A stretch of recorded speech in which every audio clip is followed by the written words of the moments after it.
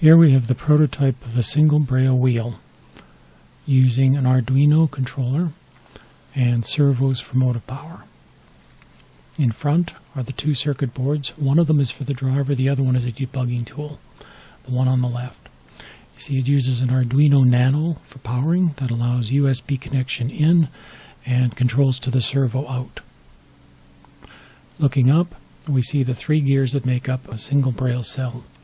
The gear on the left is driven by a continuous rotation servo, which is simply a hobbyist servo that just turns in one direction or the other rather than a specific position. That gear moves a gear in the middle, which in turn has clear plastic disc attached to it with a number of markings. And these markings are used by an optosensor just below the wheel. Actually, two optosensors. They detect light and dark, actually blocking of infrared and passing of it, and they're used to count the number of steps the wheel has gone through. This is used to position. And the third wheel on the right is the actual Braille wheel that is used to sense the Braille character.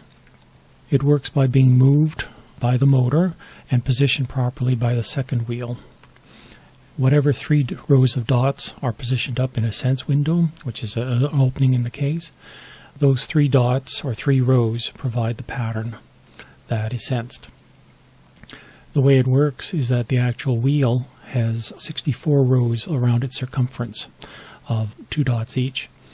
And this pattern has been specially designed so that the 64 actually pack all 64 possible permutations of a 2x3 Braille character in one row per. The reason I'm using 3 wheels in this prototype instead of a single one is simply to pack things. Unfortunately, there's no easy way to get a motor and the sensors and still put it all together with the Braille wheel and fit within about 7.5 millimeters, which is a typical size between characters in Braille. And that's pretty well the design.